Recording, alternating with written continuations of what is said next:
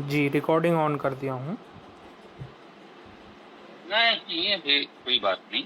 दीनानाथ जी भी इधर नहीं जुड़ पा रहे थे, आज आ गए। मैं आया हूँ रायचूर जी में, ये पर्दा कर्नाटका में यहाँ आया हूँ, यहाँ से जुड़ा हूँ। ओम, हमारे यहाँ समाज के लोग यहाँ पर हैं। ओम जी जी जी। शुभम भैया, आप कुछ बोलें, अपना जानकारी, परिचय, कुछ बात करना चाहें, बताएं। मैं शुभम आ रही गुरुकुल का स्नातक पश्चिम बंगाल ग्रुप में जुड़ा हुआ था, मगर पटेल पाटन के लेकर कभी समय नहीं मिल पाता। समय मिला है तो जुड़ा हूँ आप लोगों से। बहुत सुंदर, बहुत बहुत आशीर्वाद देने के लिए स्वामी जी। जी, बहुत बहुत स्वागत है आपका। तो कोई प्रश्न हो तो रखिए, ठीक है। कोई प्रश्न विचार हो, कुछ प्रश्न रखना चाहें तो रख सकते हैं, बता सकते हैं।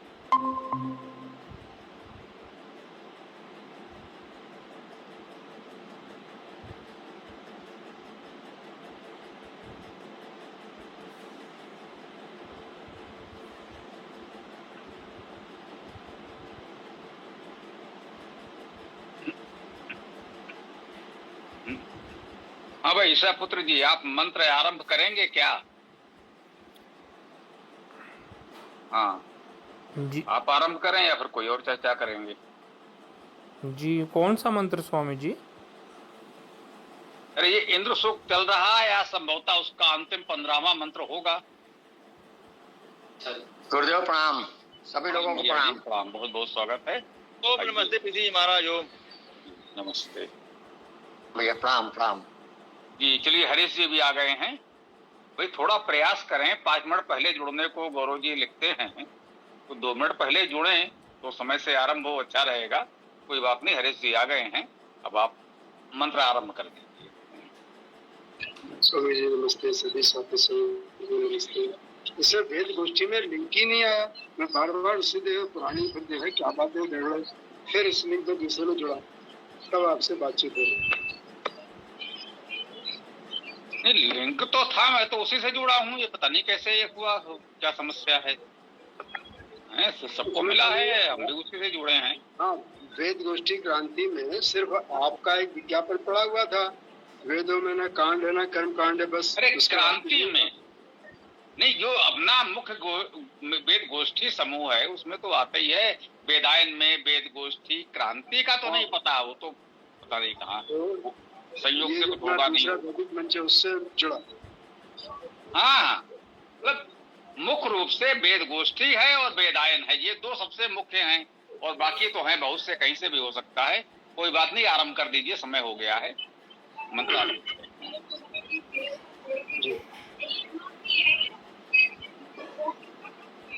यम यमी सूक्त, ऋग्वेद मंडल 10 सूक्त 10, प्रथम मंत्र। ओम ओचित सखायम सख्या ववृत्याम तिरा पुरुचिदर्वणम चिदर्णवम जगन्वान पितुर्न पापमादधीत वेधा अधिक्षम प्रतरम दीध्यानः। अब इसका सरल पाठ पढ़ता हूँ। ओचित सखायम सख्या वविद्याम तिरः पुरुचित अर्णवम जगन्वाम पितुर्न पापम आदधीत वेधा अधिक्षमी प्रतरम दीध्यानः। इस मंत्र में पहला शब्द मिला अपने को जो सबसे हटकर है। ओ ये निपात है, अव्यय है, और इसके साथ दूसरा जुड़ा हुआ शब्द है चित्त, ये भी अव्यय है। तो दोनों के मिला के बना ओ चित्त, अर्थात निश्चय ही। सखायम, सखायम सख धातु से बना हुआ शब्द है, जिसका अर्थ होता मित्र होना, प्रीति। तो यहाँ पर वह सखाया अर्थात मित्र को, सख्या, सख्या फिर वही सख धातु, मित्र होना। तो सखाया सख्या मैं कुछ बोल सकता हूँ। मित्रता के लिए। आगे है ववृत्याम। ववृत्याम वृत्त धातु से, जिसका अर्थ ग्रहण करना, सेवा करना, चमकना, बोलना। हाँ शुभम जी, हरीश जी जरा थोड़ा सा दे दीजिए। शुभम जी ये पहली बार जुड़े हैं बंगाल से, क्या कहना है? हमने आपसे कहा था तब आप नहीं बोले, बोलिए। नहीं, इसमें जो बोल रहे थे सखा जो शब्द है वो तो शब्द रूप था, धातु रूप बता रहे हैं। शब्द रूप है धातु रूप है? सखा शब्द जो बता रहे हैं धातु रूप में। एक मिनट सुनिए, ये ऋग्वेद मंडल 10 सूक्त 10 है, यम यमी सूक्त के नाम से, उसका पाठन चल रहा है। ठीक है, वो समझ रहा हूँ, मगर यहाँ पे शब्द रूप के रूप में लिया गया ना सखायम, सखी शब्द जो आया है, तो सखायम मित्र जो अर्थ बता रहे हैं आप। जी जी जी, तो ऐसा करें, मंत्र पूरा हो जाए फिर प्रश्न करें। यदि बीच बीच में बोलते रहेंगे तो बात पूरी नहीं हो पाएगी ना। जी ठीक है। मंत्र पढ़ा, उसका अर्थ कर रहे हैं। सखायम शब्द को निश्चित रूप से उसका धातु अर्थ तो लेंगे, व्याकरण पर अर्थ तो लेंगे ना, वो तो बताएंगे। ये मंत्र हो जाए और ध्यान रखिएगा, फिर पूछिएगा, ठीक है जी हाँ। हरीश जी आप आगे बढ़े।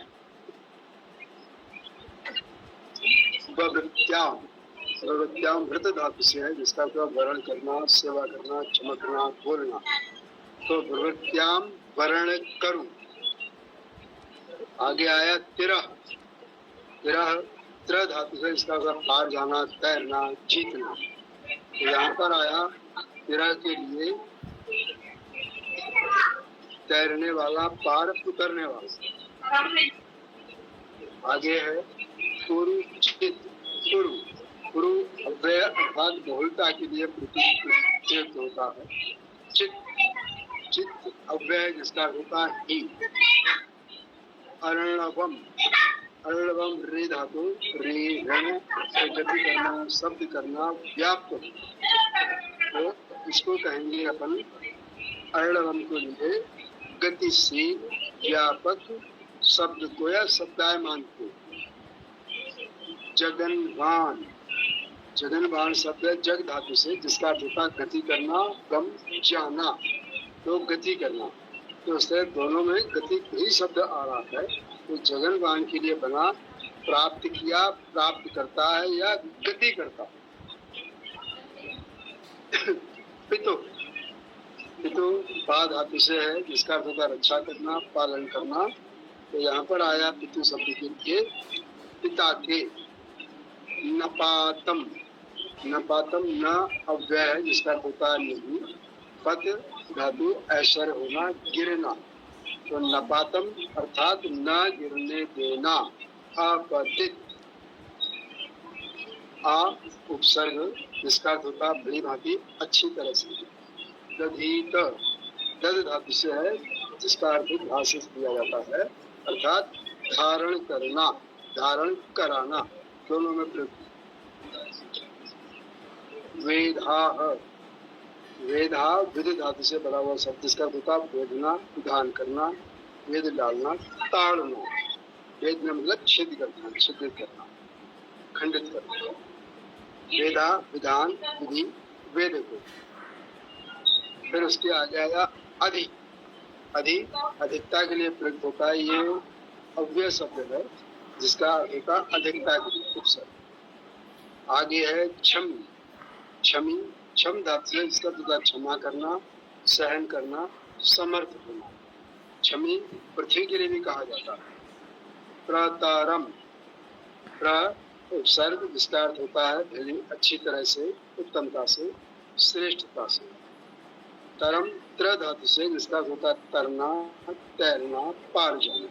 तो प्रतारम अर्थात प्रमुखता से तैरने वाले या पार जाने वाले। दीध्यान। दीर्घ धातु, इसका अर्थ होता प्रकाशित होना। तो दीध्यान अर्थात प्रकाशमान। अब इसका भावार्थ पढ़ता जब वेदांत में दिया गया है। निश्चय ही मैं मित्र को मित्रता के लिए वर्ण करूं। बहुत ही तैरने वाला, पार उतरने वाला ही अर्णव को अर्थात प्रगतिशील, व्यापक शब्द वेद वाणी को प्राप्त करता है। यहाँ पर ये ध्यान देने की बात है, प्रगतिशील व्यापक का अर्थ जो लिया गया है, इसके लिए इस बात के लिए बताया कि जो लोग ज्ञान के क्षेत्र में या ज्ञान की जिज्ञासा रखते हुए गतिशील रहते हैं, सुस्त नहीं होते। खाली प्रगतिशील का अर्थ हम अपने भौतिक जगत में सीमित नहीं रख सकते, ये उससे भी आगे चल रहा है। अनुभव को अर्थात प्रगतिशील व्यापक शब्द वेदवाणी को प्राप्त करता है। अधिवास युक्त क्षमाशील प्रकाशमान होकर पिता के अपतित और प्रमुख तारने वाले विधि विधान को सम्यक धारण करें। विशेष मित्र को मित्रता के लिए वर्ण करना चाहिए, संकीर्ण स्वार्थ के लिए नहीं। धन्यवाद। हाँ भैया जी, अब आप शुभम जी, अब आप बताएं क्या कहना चाहते हैं। हर समाज का न पढ़े अभी गुरुदेव, चलिए रहने देते हैं। नहीं, उनका कोई प्रश्न है, तभी बीच में बोल रहे थे ना, तो हमने कहा आप ले लें, उसके बाद आप समाज का पढ़ लेंगे। ठीक ठीक ठीक, धन्यवाद। शुभम जी बोलिए।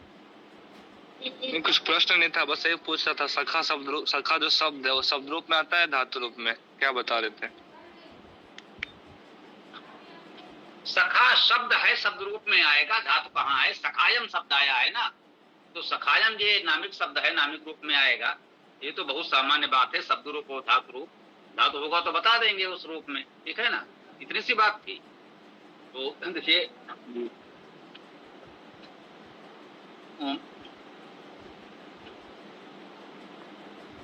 ये वेदायन से पढ़ रहे हैं। वेदायन का द्वितीय अध्याय यहाँ से आरंभ हुआ है, यम जमी सूक्त, ऋग्वेद मंडल 10 सूक्त 10 मंत्र 1 अभी आपके समझ पढ़ा गया।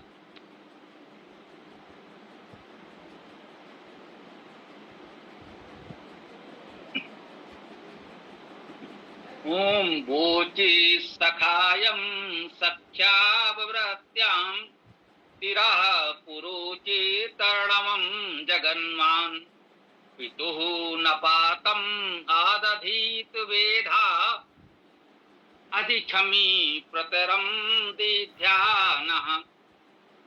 उचित निश्चय ही, ये अव्यय निपात जैसा कि बताया था। सखायम अर्थात मित्र को या मित्रता को, सख्या मित्रता के लिए, वव्रत्याम वर्ण करूं, वर्ण करना, पुरु बहुत, स्पष्ट अर्थ है, कोई समस्या नहीं। चित ही अव्यय। तिरा, अब तिरा में तिर धातु है तैरने के अर्थ में, तो तैरने वाला, पार उतारने वाला।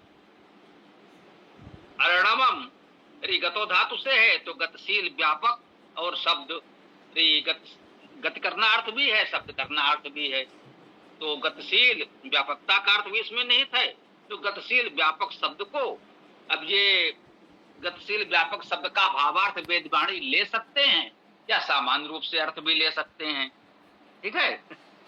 जगन्मान गया, प्राप्त किया। वैसे तो जगन्मान शब्द गमधात का ही रूप है, ये क्रिया रूप है। जगन्मान भूतकालिक क्रिया है, एक प्रकार है जगन्मान, गया, प्राप्त किया। तो गत्यर्थक धातुओं में जाना, पाना और जानना का अर्थ भी निहित होता है। अधि क्षमी, अधि अधिक, क्षमी क्षमाशील, क्षम का अर्थ निवास करना भी है, तो निवास युक्त भी कह सकते हैं। ध्याना प्रकाशमान, पितु पिता के नपातम अपत्तित प्रतरम प्रमुखता से तारने वाले, वेधा विधान विधि को, जो भी विधि विधान है, और आदधित सम्यक रूप से धारण कर। यह शब्दसा अर्थ इसमें दिया हुआ है, और मुझे लगता है ये मंत्रार्थ में दिया हुआ शब्दसा अर्थ पढ़ लिया जाए और भावार्थ पढ़ लिया जाए, विशेष कहीं कहीं दिया है वो पढ़ लिया जाए, तो इतना पर्याप्त हो जाता है। हम लोग अब प्रयास करेंगे थोड़ा सा आपके साथ इस रूप में जुड़ने का। तो इस मंत्र पर या और कोई बात हो तो अब वो रखेंगे। आर समाज वाला अर्थ पढ़ दीजिए किसी संगी, तो फिर आगे और बढ़ेंगे। अरे गुरुदेव पढ़ रहा हूँ मैं, तो बिल्कुल पढ़ दिया है। अब सुनिए पदार्थ से क्या लिखा हुआ है। यमी कहती है, सखी पत्नी होने से सखी मैं, सख्या सख्य भाव से सखायम, पति रूपी सखा तुझसे आउ व मृत्याम चित समागम करूं, उरुचित बहुत तिरह दूर लंबे आणवम संसार समुद्र को जगन्मान पार करने की इच्छा वाला वेधा गृहस्थ पितु पत्नी के पिता के नपातम नाती अथवा स्वयं के पुत्र को संसार के प्रतरम नियम व्यवहार को ध्यान में रखते हुए छवि अधि भूमि तुल्य पत्नी में आदधीत आघान करें। भावार्थ, पत्नी असमर्थ पति के प्रति स्वभावतः कहती है कि मैं सखीभूत तेरे साथ समागम करूं, संसार सागर को तरने और व्यवहार को पूर्ण करने के लिए ही गृहस्थ को अपने वंश को न गिरने देने वाले पुत्र के लिए पत्नी में गर्भ धारण करना चाहिए। धन्यवाद गुरुदेव। तो बिल्कुल पलट गया है जी, पलट कुछ नहीं गया है। जो नित्य हम लोग कहते हैं मिलावट हटा दीजिए, जो बचेगा वो यही निकलेगा। ये पत्नी, असमर्थ पति, गर्भधारण और ये सब जो कुछ है मंत्र में तो किसी शब्द का अर्थ है नहीं। कोई शब्द बताएं कि शब्द का अर्थ ये लाए हैं, है ना। तो ये सब कल्पना से मिलावट है। इस सारे मिलावट को हटा दीजिए, जो बचेगा वो यही है। तो बस मिलावट से बचना है, से इसमें समस्या नहीं। हाँ, जितना मंत्र है उससे अधिक मिलावट है तो सामान्य व्यक्ति तो भ्रमित होगा ही कि भाई ये क्या कह रहे हैं, क्योंकि सामान्य पाठक ये समझ नहीं पाता है क्या मंत्र का अर्थ किया है, क्या इन्होंने मिलावट कर दिया है। अब उसमें है सखा, अब वो कह रहे हैं तुम्हारे पत्नी होने से सखा मैं, तुम भी सखा हो तो पति रूप सखा। प्रवृत्त्याम वर्ण करें तो वर्ण करने में उन्होंने गर्भाधान आरंभ कर दिया। तो ये तो व्यर्थ की मिलावट है। हाँ, अब रह गई बात आर्य समाज की। तो जो लोग आर्य समाज से जुड़े हैं और बहुत गंभीरता से नहीं पकड़ पाए हैं, समझ पाए हैं आर्य समाज को या वेद को, उनको ये भ्रम हो सकता है भाई आर्य समाज में ऐसा कैसे हो सकता है। तो स्पष्ट समझें कि आर्य समाज में भी सामान्यता जो सायण का भाष चला आ रहा था उसी का उपयोग किया गया है। जहां जहां उनको लगा कि ये कुछ आपत्तिजनक है तो वहां पर उन्होंने उसमें अपने दृश्य में जो संभव था परिवर्तन, सुधार, संशोधन कर दिया है। और जहां कुछ अधिक वैसा लगा है तो उसमें उन्होंने ये भी बताना चाहा है कि भाई हमारा अर्थ ठीक है, उनका अर्थ ठीक नहीं था, इसमें ये धातु है, ये व्याकरण है, उसके अनुसार उन्होंने अपनी बात को सिद्ध करने के प्रमाण भी दिए हैं। और अधिकांशता उन्होंने सायण वाला उतार दिया है, ज्यों का त्यों लगभग, कुछ शब्द इधर उधर करके, कुछ मिलावट में परिवर्तन करके। सायण में कुछ और मिलावट थी, इन्होंने थोड़ा बहुत इधर उधर कर दिया है कहीं कहीं। तो इसलिए ये प्रकरण आपको मिलेगा, ये पूरे यमयमी सूक्त में मिलेगा। यमयमी सूक्त मैं स्वयं ही पूरा कर चुका हूं, उसके पश्चात ये आरंभ हुआ, तो ये तो मिलेगा। ठीक है ना। ओम गुरुदेव नोट पढ़ रहा हूँ मैं। यह सूक्त यम यमी अर्थात पति पत्नी का संवाद है। पति नपुंसक होने की अवस्था में पत्नी को नियोग के लिए आज्ञा देता है। दैवत पक्ष में रात्रि और सूर्य का संवाद है। ये इसमें लिखा हुआ नोट सबसे पहले। धन्यवाद जी। तो देखिए पूरी की पूरी ये भी इनकी अपनी कल्पना ही है। और पति है, उस पति बेचारे को इन्होंने नपुंसक बना दिया अपनी तरह। मैं क्या कहूँ, ये मुझे नहीं कहना चाहिए, लेकिन वही है जैसे उनका शूद्र के लिए लिख दिया मूर्खता आदि गुणों से युक्त शूद्र हो, तो तुमने भैया मूर्खता आदि गुण शूद्र के तो नहीं, ये अर्थ करने वाले के हो सकते हैं। अब वही यहाँ पर उन्होंने पति आया, पति को नपुंसक भी बना दिया। अब ऐसे वो नियोग के लिए कह रहा भाई कहाँ यहाँ पति है, कहाँ पत्नी है, कहाँ वो नपुंसक हो गया, कहाँ नियोग है। ये तो बिल्कुल व्यर्थ के प्रलाप है, और क्या कहा जा सकता है, कहीं से उतार के लाए होंगे। पदार्थ में प्रारंभ किया है, यमी कहती है, यहीं से शुरू किया है। अब यमी कहती है तो मंत्र में नहीं है, मंत्र तो सीधा सीधा आरंभ हो रहा है, तो जो है सो मंत्र है। मंत्र में तो यमी कहती नहीं है, यमी तो सीधा सीधा मंत्र है, वो चित सखायम सख्या प्रवृत्त्याम, है ना। तो यमी कहती है जैसा तो कुछ इसमें आया नहीं, ठीक है ना। हाँ हरीश जी, माइक आपका लगातार ऑन है, कोई बात नहीं, आप वो पढ़ दीजिए उनका वाला। गंगा साय शर्मा जी का। हाँ जी, अब पढ़ रहा हूँ डॉक्टर गंगा साय शर्मा व्याकरणाचार्य जी का, जिन्होंने सायण के भाष्य के आधार पर अर्थ किया हुआ है। यमी बोली, इस निर्जन एवं विस्तृत द्वीप में आकर मैं तुम सखा से संभोग सुख पाने के लिए सन्मुख हुई हूँ। तुम माता के उदर से ही मेरे साथ हो। विधाता यह चाहते हैं कि तुम्हारे संसर्ग से मेरे उदर में जो पुत्र पैदा हो वह हमारे पिता का योग्य नाती हो। ये इसमें उन्होंने लिखा हुआ, नपातम को नाती कर दिया। अब स्पष्ट देख लीजिए, इसी को थोड़ा सा परिवर्तन करके, जिसे कहते हैं हेर फेर करके अर्थ समाज वाला अर्थ भी बना दिया गया है। बहुत परिश्रम नहीं किया गया, ठीक है ना। तो फिर वो स्थिति अब है तो है। देखिए अब इसमें ध्यान देने की बात ये भी है कि ये यम यमी सूक्त ऋग्वेद मंडल 10 का 10वां सूक्त है। दयानंद जी का भाष्य 7वें मंडल के कुछ सूक्तों तक उपलब्ध है। 7वां मंडल भी बस आरंभ किया था उन्होंने, कुछ अधिक नहीं हो पाया था। 6 मंडल तक का तो दयानंद जी का है। उसके पश्चात दयानंद जी के साथी अनुयायी कुछ अन्य विद्वानों ने हुआ कि भाई अब ऋग्वेद अधूरा है, उसे पूरा किया जाए। तो अनेक विद्वानों ने मिलकर ऋग्वेद पूरा किया है। किसी ने कुछ सूक्त किए, किसी ने कुछ किए, किसी ने कुछ किए, तो कई लोगों ने मिलकर ऋग्वेद पूरा किया। अब स्वाभाविक है, दयानंद जी तो 6 मंडल कर पाए थे, 7वां आरंभ किया था, चले गए, तो शेष अन्य लोगों ने पूरा किया। तो उनके पास सायण वाला किया धरा उपलब्ध था, उसी में उन्होंने देखा कि भाई जो बहुत आपत्तिजनक है उसमें थोड़ा परिवर्तन कर दिया जाए, शेष उतारते चले गए। इस तरह से आर्य समाज का वेदभास तैयार हुआ है। इस कटु सत्य को हमें स्वीकार करना चाहिए, तो समस्या नहीं होगी। ओम। इस मंत्र का अर्थ जो पढ़ा अपन ने डॉक्टर गंगा साय शर्मा जी का, वो इस बात को दिखाता है, जैसा कल अभी शायद अपने ईसा पुत्र जी ने कहा, चर्चा की थी नियोग की वेद में, तो उसको जबरदस्ती से बैठाने की कोशिश की गई है कि ये मंत्र जो ऐसा ऐसा दर्शाता, जबकि वास्तव में ऐसा इस मंत्र में है ही नहीं। यम अर्थात नियंत्रण करता, यमी नियंत्रण करता, दोनों वही है।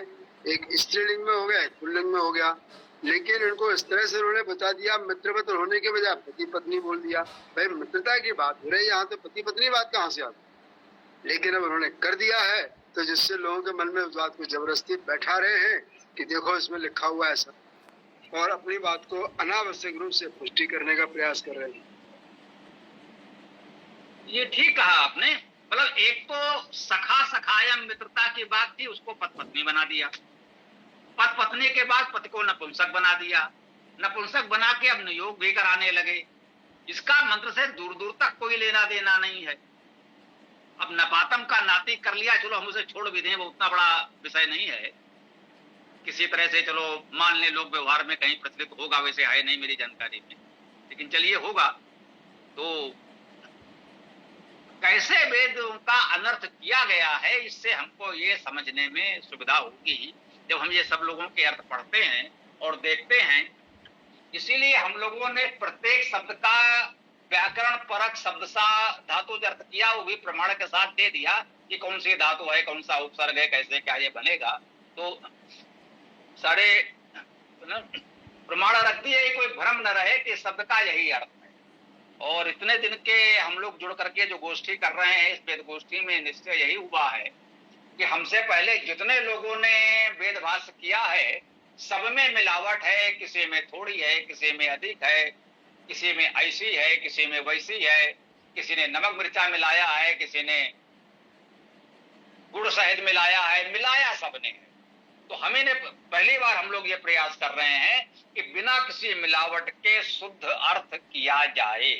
तो ये हम लोगों को ध्यान रखना है। तो अब जैसे देखिए यहाँ नियोग नहीं था, ले आए, ऐसे ही कहीं हवन कुंड ले आएंगे। सायण के तो उबट महीधर सायण के तो पूरे वेद भाष्य में हवन कुंड मिलेगा। उनका सारा का सारा जो हम कहते हैं कि चारों वेद उन्होंने हवन कुंड में झोंक रखा है। दयानंद जी ने बड़ा परिश्रम करके वेदों को उनके हवन कुंड से बाहर निकाला। तो वही जो मैं कहता हूँ, दयानंद जी ने हवन कुंड से वेदों को बाहर निकाला तो थोड़ी बहुत राख लगी रह गई है।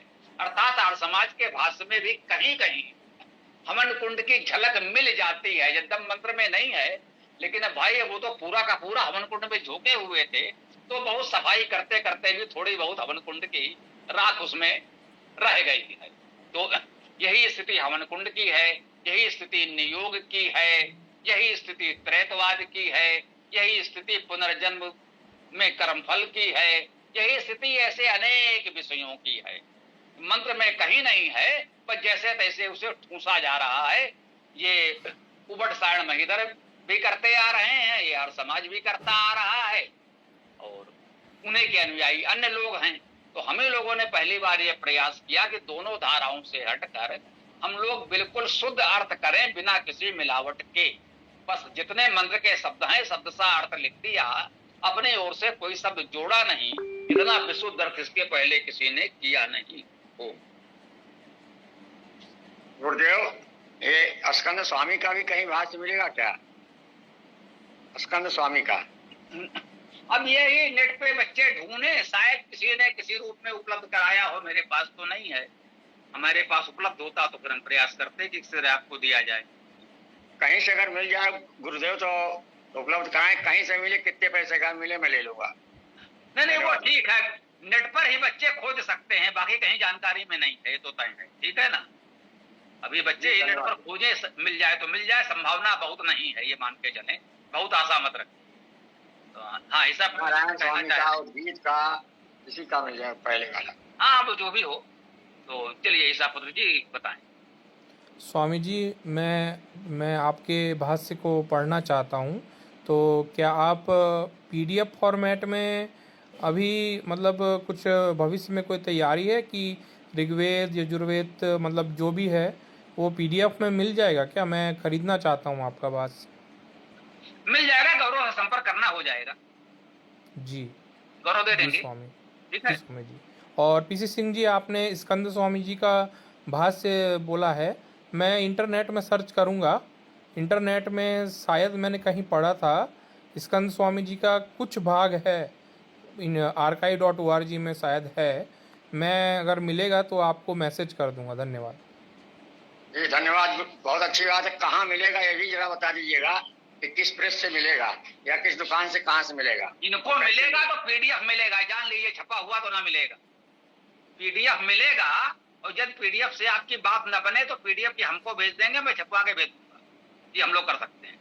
ठीक जी, धन्यवाद। PDF ही मिलेगा PC सिंह जी, पुस्तक वाला तो शायद ना मिले। नहीं, PDF मिल जाएगा तो हम उसे छपवा के भिजवा देंगे, वो कोई समस्या नहीं है। PDF मिल जाएगा तो छप जाएगा। जैसे वो करपात्री जी का यजुर्वेद भाष्य हमको PDF मिल गया, किसी ने हमको PDF उपलब्ध कराया, हमने छुपवा कर उनको सूचना दी।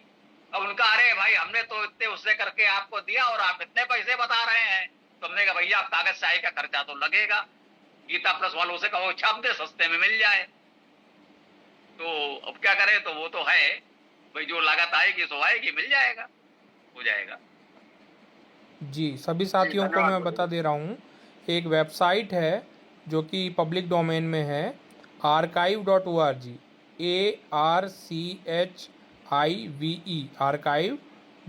archive.org और org। यहाँ पे करोड़ों वेबसाइट मतलब करोड़ों PDF अवेलेबल है। जिस भी विषय की आपको PDF चाहिए इस वेबसाइट में अवेलेबल है, और ये लीगल वेबसाइट है। यहाँ से आप डाउनलोड करेंगे तो वो कोई कॉपीराइट वगैरह का इशू नहीं आएगा। आर्य समाज के जितने भी विद्वान हैं उनके जितनी भी पुस्तक हैं सारे इस वेबसाइट में अवेलेबल हैं, और पुराने से लेकर के नए से नए तक सारे पुस्तक हैं। यहाँ तक कि आचार्य अग्निव्रत नैष्टिक जी के पुस्तक भी हैं, और नवीन से नवीन विद्वान के पुस्तक भी हैं। और स्कंद स्वामी जी का जो आप बोल रहे हैं, मेरे को हल्का सा याद है, एक बार मैंने सर्च किया था तो कुछ भाग वहाँ पे है। मैं ये तो नहीं कह रहा कि पूरा मिलेगा, कुछ भाग मैंने देखा था है। जी धन्यवाद। नहीं, पूरा तो संभवतः उपलब्ध नहीं, जो मेरी जानकारी में भी है उनका पूरा भाष्य उपलब्ध नहीं है, लेकिन जो कुछ मिल पाया है उतना उन्होंने दे दिया होगा। बहुत अच्छी बात है। धन्यवाद गुरुदेव, मिल जाए, जितना मिल जाए उतना भेज दीजिएगा, मैं प्रयास करूंगा। और मैं बहुत PDF वगैरह चलाना भी नहीं जानता हूँ, तो थोड़ा सा ये भी ध्यान रखिएगा, बिल्कुल सरलतम जो हो जिससे मैं संपर्क कर सकूं। धन्यवाद। नहीं, ये पीडीएफ हमको भेज देंगे, हम छाप के किताब आपको भेज देंगे। जी धन्यवाद गुरुदेव। हाँ, वो कोई समस्या नहीं है। पीडीएफ हमको जिसके भी मिल जाएगी, हम किताब दे देंगे। धनी से वो करपात्री जी का यजुर्वेद भाष बहुत भारी भरकम है, हमको पीडीएफ मिला, हमने बना दिया 3 खंडों में। उनका 3-4 खंडों में यजुर्वेद बन पाया था, अब 4 खंडों में बनेगा तो 8,000 तो हो गया। अब क्या करें भैया, कुछ कम कर दो, थोड़े कम दे दो भाई। तो भी 6,000 भले कितने में कर देंगे, 1,000-2,000 में तो नहीं दे पाएंगे ना। तो कोई बात नहीं, वो तो खैर बात की बात, कितना आता है, कितना उसमें प्रश्न है, तो उस दृष्टि से देखा जाएगा। तो जो संभव होगा, पहले पीडीएफ मिले, फिर आगे कार्रवाई पर विचार किया जाए। तो चलिए, गुरुदेव। चलिए, बहुत अच्छी बात है कि अच्छी जानकारी सापुत जी ने दी। और किसी का कोई प्रश्न हो तो रखें। हाँ, एक बात और थी जो अपन अभी चर्चा कर रहे थे, द्वैत और त्रैत की। तो यजुर्वेद के अध्याय 40 का 7वां मंत्र है जो एकत्वम की बात करता है, अर्थात एक पना, न द्वैत न त्रैत। मंत्र में पढ़ता हूँ उस तरह से है, यस्मिन् सर्वाणि भूतान्यात्मेवा भूतजानकः तत्र को मोह कह शोकः एकत्वम मनुपश्यतः। यह मंत्र है, इसमें एकत्व की बात हो रही है, द्वैत त्रैत कुछ भी नहीं है। लेकिन फिर भी आर्य समाज के कुछ अर्थों में बार बार द्वैत त्रैत की चर्चाएं आई। जी, बहुत चर्चित मंत्र है, बहुत बार हम लोग पढ़ चुके हैं। तो ठीक है, बात को थोड़ा प्रयास करें। तो और किसी का कोई प्रश्न हो तो रख ले, बताएं। असल में सभी विद्वानों से मैं हाथ जोड़ के कहना चाहूँगा, हम जैसे लोग अभी संस्कृत के ज्ञाता नहीं है उतने, तो जो भी भाष्य मिल जाता है, हमारी मजबूरी है कि जो भी भाष्य मिलता है उस पर हमको वो रखना पड़ता है, विश्वास करना पड़ता है। अब धीरे धीरे स्वामी जी से, मतलब ये स्वामी शरण जी महाराज जी से हम जुड़े हैं, तो धीरे धीरे हमारी आंखें खुल रही है। और धीरे धीरे करके जितने भी हमने पढ़े थे पहले, उनसे विश्वास मतलब हट करके नया विश्वास आ रहा है। बाकी पहले तो हम चूँकि संस्कृत जानते नहीं थे, तो हमको वही भाष्य पढ़ के ऐसा लग रहा था कि भाई अर्थ वही है। जैसे यम यमी सूक्त हो गया, अब सारे विद्वान लोग कहते थे कि भाई यम यमी सूक्त का ऐसा ही अर्थ है, भाई बहन वाला। तो हम कैसे कर सकते थे, कैसे बोल सकते थे कि भाई इसका अर्थ ये नहीं है, ये होगा। हमारी भी तो मजबूरी, हम पढ़े नहीं थे संस्कृत। अब संस्कृत पढ़ने के लिए गुरुकुल जाना जरूरी है, ऐसा सोचते थे हम, है ना। तो अब धीरे धीरे करके स्वामी शरण जी के महाराज के मतलब शरण ले करके धीरे धीरे अब ज्ञान हो रहा है, धीरे धीरे करके अब हम सीख रहे हैं। धन्यवाद भैया। गुरुकुल तो मैं भी नहीं गया, हम भी भौतिकी के विद्यार्थी हैं, गणित भौतिकी की शाखा से पढ़ के आए, और हमारा प्रिय विषय भी रहा भौतिकी। अभी भी लगता है कि बहुत कुछ समझे, सिद्धांत तो समझ में आता है। तो ऐसा कुछ नहीं है। गुरुकुलों में पढ़ा हुआ कोई आपको मिला जो इस तरह से आपको वेद पढ़ा सके, कोई नहीं मिलेगा। तो ये भ्रम भी छोड़ दीजिए कि संस्कृत या वेद पढ़ने के लिए गुरुकुल जाने की आवश्यकता है। गुरुकुल में आपको और उलझा देंगे, न वहां वेद पढ़ाया जाता है, न कोई व्यवहारिक संस्कृत होती है, बस वो शास्त्रीय जाल में उलझा देते हैं। वेद को आता जाता कुछ नहीं है। बड़े बड़े विद्वान गुरुकुलों से पढ़कर आए हैं, उन्हें पता ही नहीं वेद क्या होता है। गुरुकुलों में वेद नहीं पढ़ाते और सब कुछ पढ़ाते हैं। स्थिति ये है गुरुकुलों की भी, वो चाहे इनके वाले हों चाहे उनके वाले हों, वेद के अलावा सब कुछ है वहां। तो ये समस्या है। वेद पढ़ना है तो सीधे पढ़ना आरंभ कीजिए, न आपको कोई संस्कृत व्याकरण के भारी भरकम ग्रंथ पढ़ने हैं, न अष्टाध्यायी, न महाभाष्य, न कोई ब्राह्मण ग्रंथ, न कोई और ग्रंथ। वेद पढ़ना है तो केवल वेद पढ़िए, सीधे सीधे वेद पढ़ना आरंभ करिए। मैंने बताया है, कुछ कोई हमसे भी मिला कि हाँ भैया हम ये पढ़ना चाहते हैं, संस्कृत सिखा दीजिए। मैंने कहा वेद पढ़ना आरंभ करिए, संस्कृत अपने आप आ जाएगी। संस्कृत वेद के लिए है, वेद संस्कृत के लिए नहीं बने। वेद पहले है, उसके बाद लोगों ने समझने में सरलता हो तो व्याकरण बनाई। व्याकरण को बोझ मत बनने दीजिए, उसको सहायक रखिए। व्याकरण की आवश्यकता है, उसके बिना नहीं हो सकता। ये मैं नहीं कह रहा हूं कि व्याकरण को बिल्कुल फेंक दीजिए, नहीं, लेकिन ऐसा नहीं है कि पहले आप पाणिनि अष्टाध्यायी और पातंजल महाभाष्य पढ़ेंगे तब वेद समझ में आएगा, उसकी कोई आवश्यकता नहीं है। हमारी सरल संस्कृत व्याकरण की पुस्तक भी पढ़ लेंगे तो वेद समझ में आ जाएगा। आप वेदायन और हमारी वेद भाषा भूमिका 2 पुस्तकें पढ़ डालें तो आपको पूरा वेद समझ में आ जाएगा। इसके अतिरिक्त कुछ करने की आवश्यकता नहीं है, आप पूरा वेद पढ़ाने की स्थिति में आ जाएंगे। वेदायन और वेदभास भूमिका 2 पुस्तक चाहिए आपको बस। तो चलिए, और कोई विषय हो तो रख सकते हैं, कोई प्रश्न हो तो बताएं।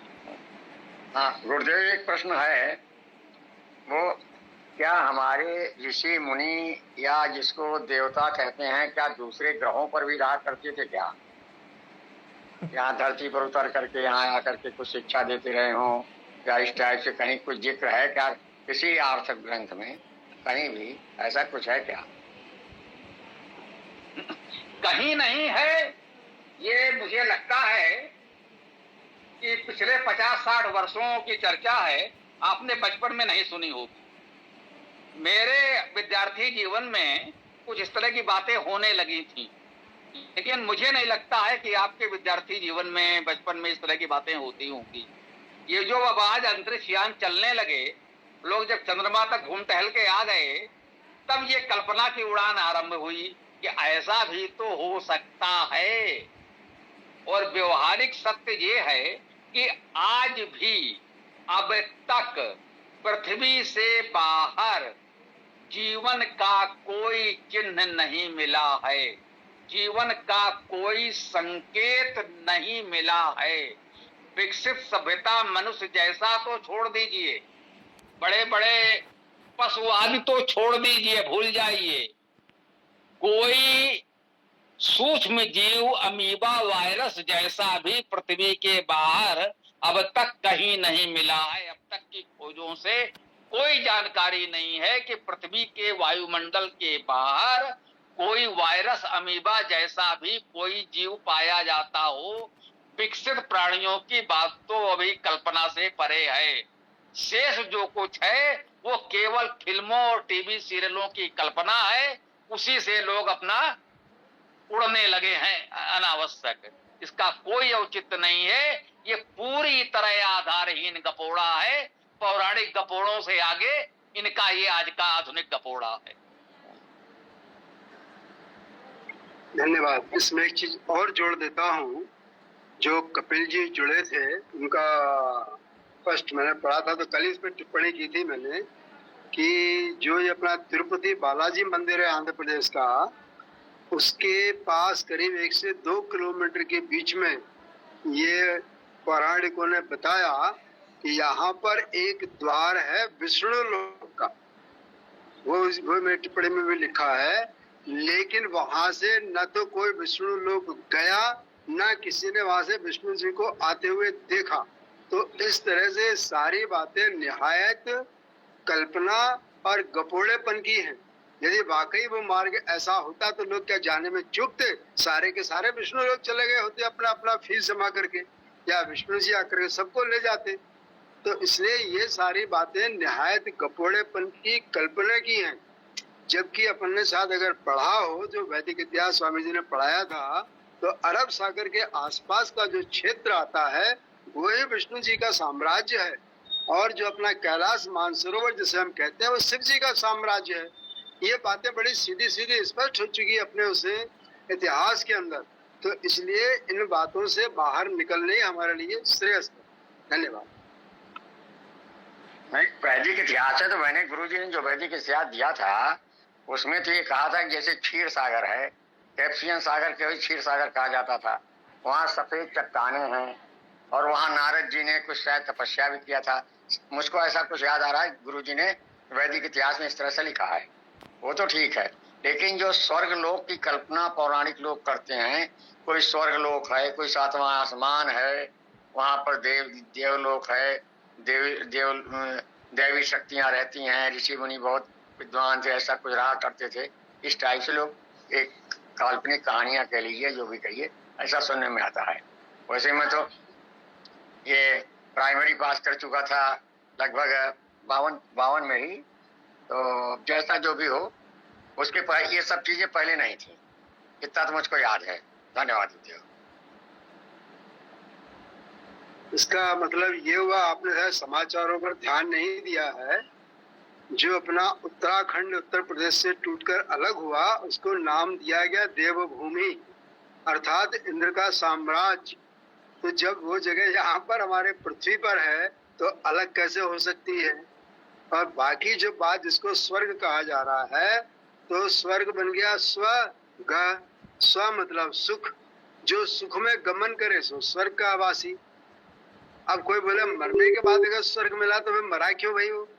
तो इसलिए इसको थोड़ा सा अगर हम समझने का प्रयास करें तो अर्थ ही अपने आप वो शब्द बताता जा रहा है। धन्यवाद जी। एक चीज़ मैं और जोड़ना चाहूँगा, अन्य जगह पे जीवन संभव है या नहीं, तो इसके लिए थोड़ा बहुत मेरे को विज्ञान में थोड़ा बहुत पढ़ा हूँ। तो एक निश्चित तापमान होना ज़रूरी है। निश्चित तापमान पर ही जीवन होता है। जैसे मनुष्यों के जीवन के लिए हम कहते हैं कि भैया एक सीमा है, उससे अधिक तापमान होगा तो मनुष्य भी मर जाएगा और बहुत ही कम होगा तो भी मर जाएगा। जैसे इस सौर मंडल में यदि कोई कहे कि भैया जुपिटर में जाके रह लो, वहाँ तो मस्त है जीवन, तो भैया जुपिटर में हम जीवित नहीं रह पाएंगे। वहाँ पे ऐसा तापमान आदि और वातावरण है ही नहीं कि हम रह सकते।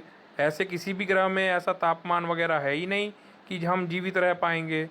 इसीलिए केवल पृथ्वी में ही ऐसा तापमान, वायुमंडल आदि है जहाँ पे जीवन संभव है। अन्य ग्रहों पे तो ऐसा कोई तापमान वगैरह है ही नहीं, तो जहाँ पे जीवन संभव हो सके तो कैसे हो जाएगा। जी धन्यवाद। जी ओम नमस्ते। इस पर थोड़ा मैं कहना चाहेंगे। पृथ्वी पर भी आप एक शब्द सुने होंगे, रावण का एक भाई था कुंभकर्ण, जो 6 महीने सोता था, 6 महीने जागता था। अब आज पृथ्वी पर भी आप गूगल में सर्च कीजिए, ऐसा कुछ प्लेस है जहां 6 महीने का दिन और 6 महीने का रात होती है। हमारे यहाँ वही 12 घंटे का दिन, 12 घंटे की रात। तो वहाँ साल भर में एक दिन होता है। हमारे यहाँ साल भर में 12 महीने और 365 दिन हो जाते हैं।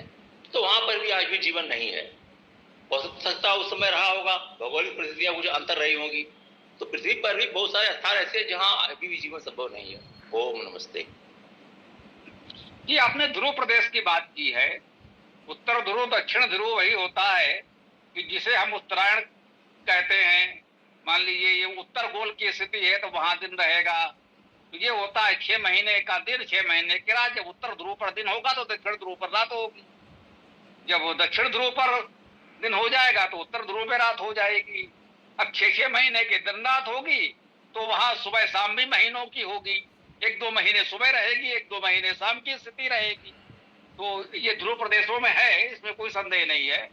ये स्कैंडिनेवियन कंट्री जो कहलाते हैं, स्वीडन वगैरह, तो उसके लिए कहा गया है लैंड ऑफ मिडनाइट सन।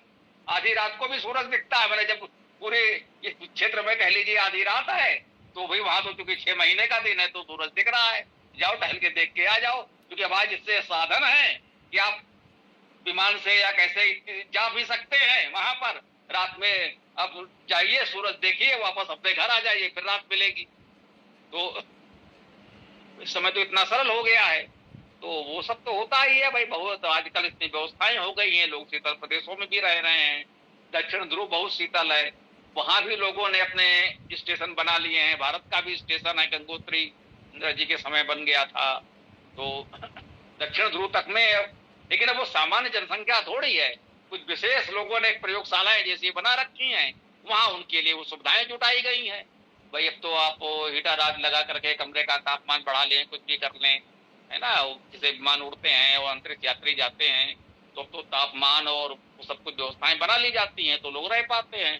सहज सामान्य रूप से तो नहीं मनुष्य रह पाएगा वहां। ये तो बिल्कुल ठीक है। राजकिशोर जी आ गए हैं, आप कुछ कहना चाहेंगे तो बताएं, फिर समापन करें। इस चर्चा में एक चीज और जोड़ना चाहता हूँ। नमस्ते जी। नहीं ठीक है। जो जोड़ना चाह रहा हूँ वो ये है कि उत्तरी ध्रुव के ऊपर जो है एक ठंडा इलाका जिसका नाम है टुंड्रा, और वहाँ के रहने वाले लोगों को कहा जाता है एस्किमोस। और एस्किमोज जो हैं वे लोग वहाँ पर सील मछली का शिकार करते हैं और जो कुत्ता होता है इसे रेनडियर कहते हैं, उसका मांस खाते हैं। वही उनकी गाड़ी है, वही उनकी जीवन रेखा, जीवन धारा, सब कुछ यही दो ही चीजें हैं वहाँ पर। उसी की हड्डियों से गाड़ी बना लेते, रगड़ते चले जाते, वही कुत्ते उसको खींचते। तो ये जगह है। ये मंगोलिया वगैरह की स्थिति आप बता रहे हैं, ये उत्तर ध्रुव से बहुत नीचे है कह लीजिए। ये चीन और मंगोलिया मिले हुए हैं। मंगोलिया का कुछ हिस्सा चीन के पास है, उसको भीतरी मंगोलिया कहते हैं, और जो चीन में नहीं सम्मिलित हुआ है उसे मंगोलिया कहते हैं। मंगोलिया के ऊपर साइबेरिया है जो रूस के अधिकार में है। तो मंगोलिया तक जो आप बता रहे हैं उस तरह का जीवन है। एस्किमो बालक कहते हैं, एस्किमो कहते हैं उन लोगों को। वो उन्होंने पढ़ा है, वो हमेशा चमड़े से ढके रहेंगे, बर्फ के घर बनाते हैं, बर्फ के घर। अब वो बर्फ का घर बना दिया, अंदर कुछ चमड़े आदि से ढक दिया और कुछ उसके उष्मा की व्यवस्था कर दी, तो अंदर थोड़ा उष्ण रहेगा, गर्म रहेगा। तो ठीक है, जहां जैसी परिस्थितियां हैं उस तरह के लोग जीवन यापन के कुछ साधन खोजते हैं, बन जाता है, तो वही वहां जनसंख्या विरल होती है, वो तो ठीक ही है। तो पृथ्वी पे जहां जैसी परिस्थिति है, थोड़े बहुत तरीके से मनुष्य रहता है। रेगिस्तानी क्षेत्रों में भी जनसंख्या विरल होती है, बहुत गर्मी है, वहां बहुत ठंडी है। लेकिन अब बिल्कुल ध्रुव क्षेत्रों के आसपास तो फिर नहीं लगभग संभव है ना। तो जैसे वो आइसलैंड ग्रीनलैंड का विवाद चल रही तो है, ग्रीनलैंड के निचले हिस्से में थोड़ी सी जनसंख्या है, बाकी तो ऊपर बर्फ से ढका है, वहां कौन रह सकता है। आइसलैंड वगैरह ये सब, इसे एक तो आर्कटिक देश कहते हैं। आर्कटिक देश में तो पूरा बर्फ से ढका हुआ है, वहां किसी के रहने का कोई प्रश्न ही नहीं उठता है। तो जो आपने बताया है मंगोलिया आदि की स्थिति है, ये देश में बसे हुए हैं, थोड़ा कठिन जीवन है, लेकिन लोग रह रहे हैं। लेकिन वो ध्रुव से बहुत नीचे है, तो ध्रुव प्रदेश नहीं है, वो ध्रुव प्रदेश की सीमा से बहुत बाहर है, ये मानकर चले जी। तो देख लीजिए समय हो रहा है, कुछ बात हो तो रखी जाए। राजकिशोर जी कुछ कहना चाहें, कहना, चूंकि अभी जुड़े हैं, पहले जुड़ते रहे, कोई बात नहीं है, तो कुछ हो तो कह सकते हैं, नहीं तो फिर आगे बढ़ा जाएगा। जी, एक विद्वान ने मुझको ये कहा था कि पृथ्वी और सूर्य इसकी बीच में जो दूरी है वो एकदम परफेक्ट है, वो ऐसा कह रहे थे। यदि पृथ्वी और सूर्य की दूरी जो है थोड़ा भी इधर उधर हो जाए, 1,00,000-2 लाख किलोमीटर इधर उधर हो जाए, तो पृथ्वी में जीवन संभव नहीं होगा। एकदम बुद्धिमत्ता पूर्ण तरीके से परमात्मा ने पृथ्वी और सूर्य की दूरी बनाई है। क्या ये बात सही है स्वामी जी? जी कह सकते हैं। देखिए, सूर्य है, इतने ग्रह घूम रहे हैं, चक्कर लगा रहे हैं, सबकी दूरी अलग अलग है। बुध सूर्य के बिल्कुल निकट है। अब बुध पर कोई प्रयास करे कि हाँ, बहुत से तो और समाजी कहते हैं सूर्य पर भी जीवन है और सारे ग्रहों पर जीवन है, चंद्रमा तो बहुत छोटी बात है, लेकिन जो सूर्य पर भी जीवन बता रहे हैं उनके लिए बुध क्या है। तो बुध, शुक्र, पृथ्वी, मंगल, गुरु, शनि, ये क्रम है। सूर्य की ओर से चलेंगे तो सूर्य के सबसे निकट बुध है। तो बुध ग्रह तो बिल्कुल जलता हुआ भट्टी ही समझे, वहां तो क्या संभव है। उसके पश्चात, बुध के पश्चात शुक्र है, शुक्र के पश्चात पृथ्वी है और पृथ्वी के बाद मंगल है। तो पृथ्वी के पड़ोसी ग्रह जो हैं वो इधर शुक्र है और उधर मंगल है। तो आप देख रहे हैं, पृथ्वी पर हम पहले चंद्रमा को देखा जो पृथ्वी का ही उपग्रह है, और चंद्रमा के बाद हमने मंगल पर धावा बोला, क्योंकि वो हमारा पड़ोसी ग्रह है। पृथ्वी का निकटतम मंगल है और उधर शुक्र है। तो फिर मंगल पर अभियान चल रहा है, मंगलयान हमने भेजा है, आगे शुक्रयान भेजे जाएंगे। तो कुछ लोग ये कल्पना कर रहे हैं कि मंगल और शुक्र जो कि पृथ्वी के पड़ोसी हैं, तो पृथ्वी जैसा अच्छी स्थिति तो नहीं है, लेकिन उनका तापमान कुछ इतना होगा कि मनुष्य प्रयास करके कुछ अपने शोध केंद्र, जैसे बता रहे कि दक्षिण ध्रुव पे बना लिए हैं, भारत का गंगोत्री स्टेशन है, तो इस तरह के कुछ वहां पर शोध केंद्र बसाए जा सकते हैं कि जहां वैज्ञानिक अंतरिक्ष यात्री वहां जाएं और साल 6 महीने 2 वर्ष वहां रुक करके शोध आदि करें, फिर वो चले आएंगे, दूसरे लोग चले जाएंगे। तो मंगल और शुक्र के विषय में तो कुछ इस तरह की योजना बनाई जा रही है, लेकिन प्राकृतिक रूप से वहां कोई जीवन है इसका कोई संकेत तो अब तक नहीं मिला है, ये तो निश्चित है। धन्यवाद स्वामी जी। जी ओम नमस्ते। भगवान, आप लोगों को मालूम होगा कुछ दिन पहले चंद्रमा पर भूमि बेची जा रही थी, लोग खरीद भी रहे थे, ऐसा आपको मालूम होगा।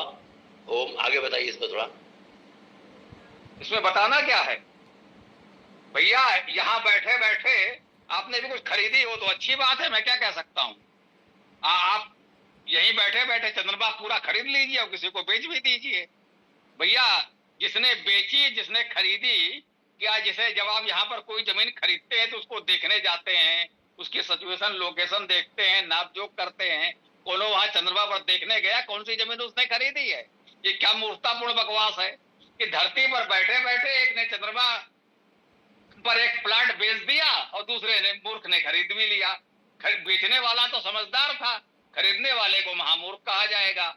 वो कोई बॉलीवुड का अभिनेता भी था, उसने खरीदा था और कहते हैं वो दूरबीन से देखा करता था अपनी जमीन को, पता नहीं यहाँ से उसको क्या मिलता था, क्या देख लेता था। बेचारा अपनी जमीन पर कभी जा तो पाएगा नहीं, ये दुनिया से चला गया, लेकिन वो चंद्रमा पर खरीदी हुई अपनी जमीन तक तो न जा पाया। अब यही कह सकते हैं कि लोग मूर्खों की मूर्खता का लाभ उठाते हैं, जो थोड़े से विद्वान हैं उनको ठगते हैं, इसके अलावा और उसे क्या कहा जा सकता है।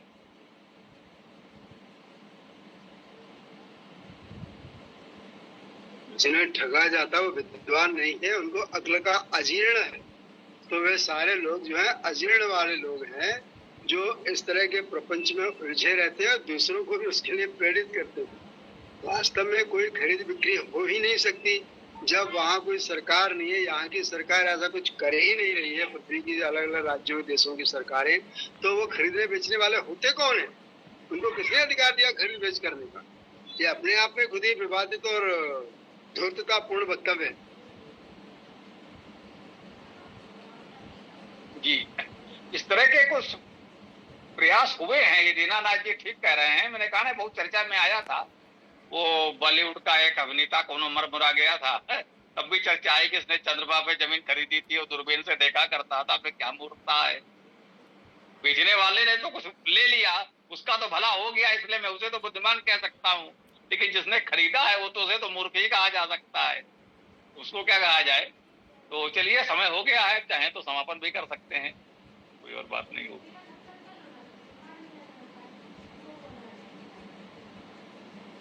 जी, वेदास्त्र पाठ आरंभ कर रहा हूँ, अन्य भी इसमें शामिल हो सकते हैं। ऋग्वेद प्रथम